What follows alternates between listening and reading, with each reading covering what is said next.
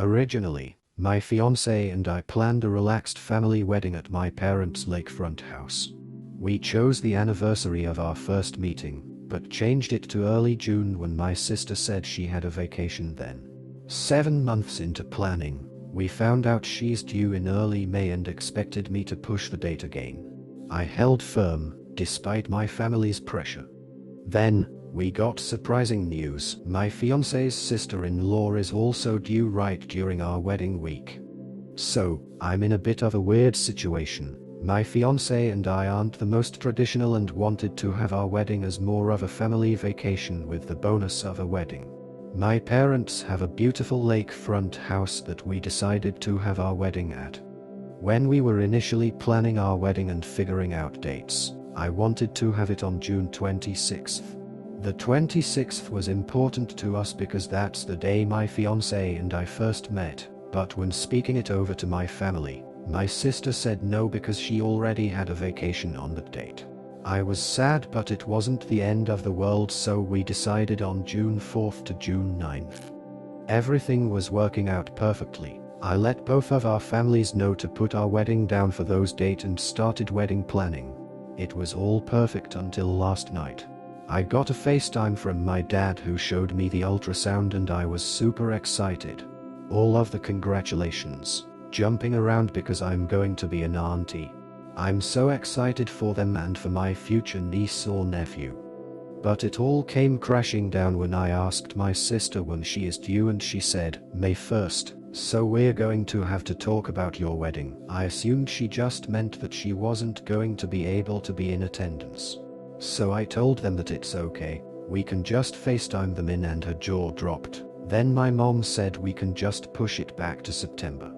I knew my emotions would get the best of me, so I said we can talk about it later, so we went back to congratulations and thinking of baby names. After the call, I can't lie, I had a bit of a breakdown. I already moved my dates once to accommodate my sister, which was all fine and I didn't push back on it. But after 7 months of planning our wedding around this date and having my fiancé family plan around it, I don't want to change it. Unfortunately, I know my family and they will push for me to move it and will disrespect my decision not to. I know traveling with a newborn baby is going to be hard, which is why I offer up FaceTiming her in, but it seems like that's offensive to them to not want my sister to be present at the wedding. I feel so insanely guilty about being upset over having to change my wedding dates because my sister is pregnant. She's bringing a beautiful new family member into our lives, but I'm still a bit heartbroken that if I don't change the wedding date that I will be seen as inconsiderate and a jerk in my family. So am I the jerk for not wanting to punch back my wedding because my sister is pregnant? Update 8 days later. So a lot has happened in the past few days.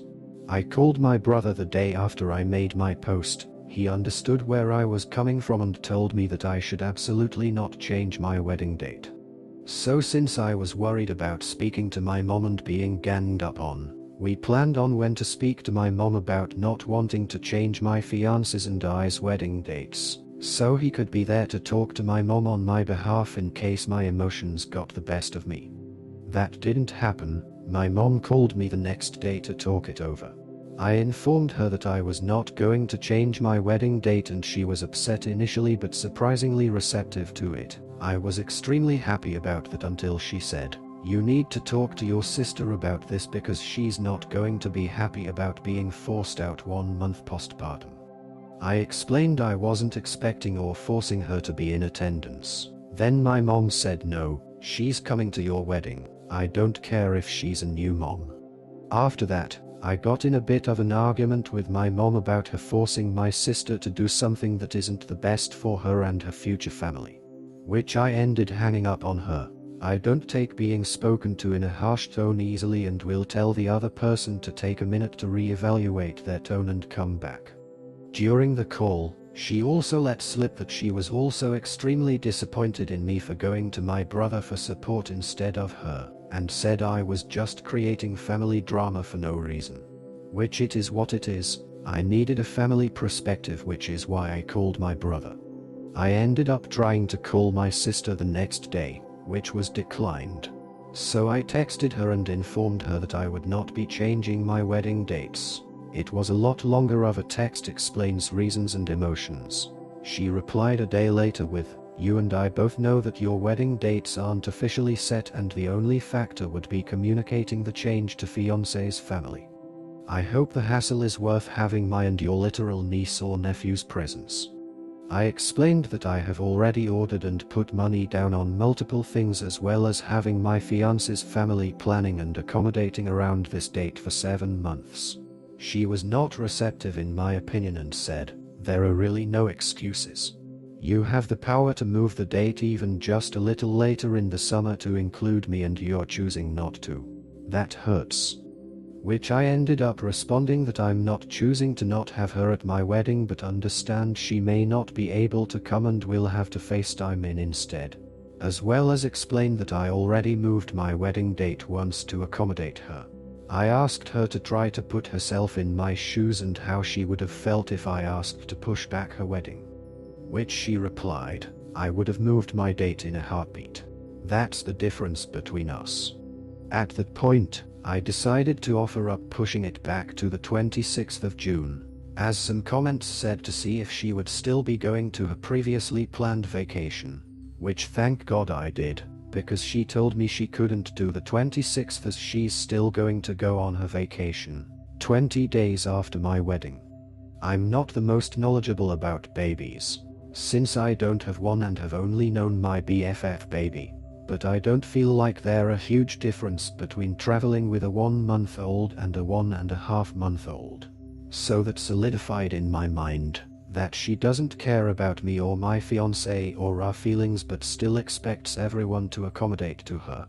At this point, as per my fiancé's advice, I'm putting it in the F-it drawer in my head and I'm not going to stress about it anymore because everyone knows the date is set. If my family would like to show up to my wedding, that would be amazing, but if not, I'm not going to be upset.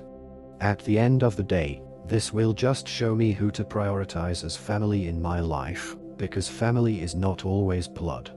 Update 10 days later.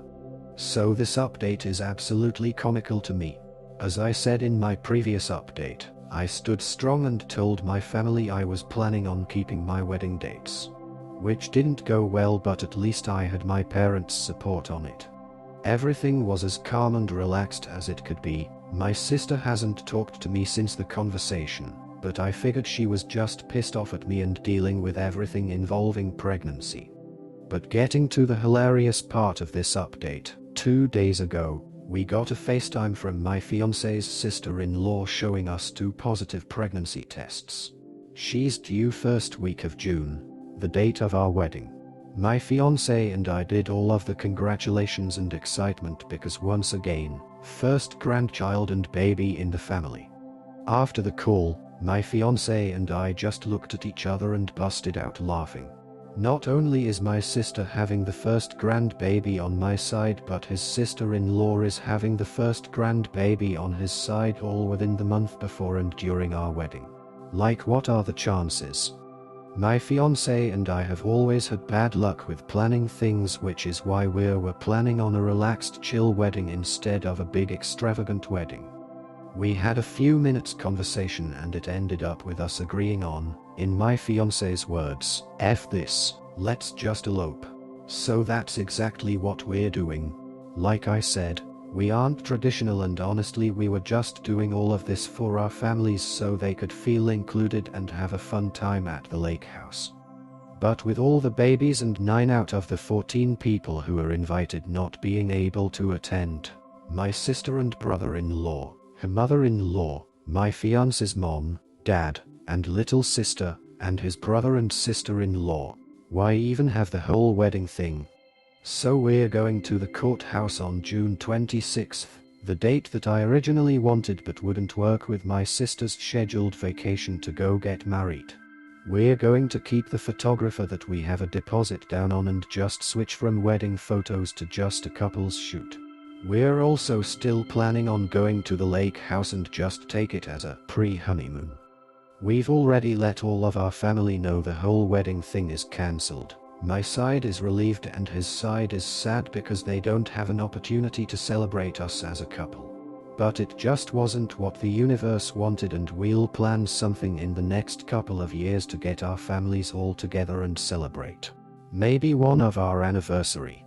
Honestly, I can't even be upset because it's so comical that the one major event we've been planning on doesn't work because of everyone getting pregnant and being due around or during our wedding. But at the end of the day, we're getting married and getting some adorable little nieces or nephews. This will be my last update because no more wedding means no more drama. In the end, despite family pressures, conflicting schedules, and some unexpected pregnancies, the couple chose what mattered most: their commitment to each other.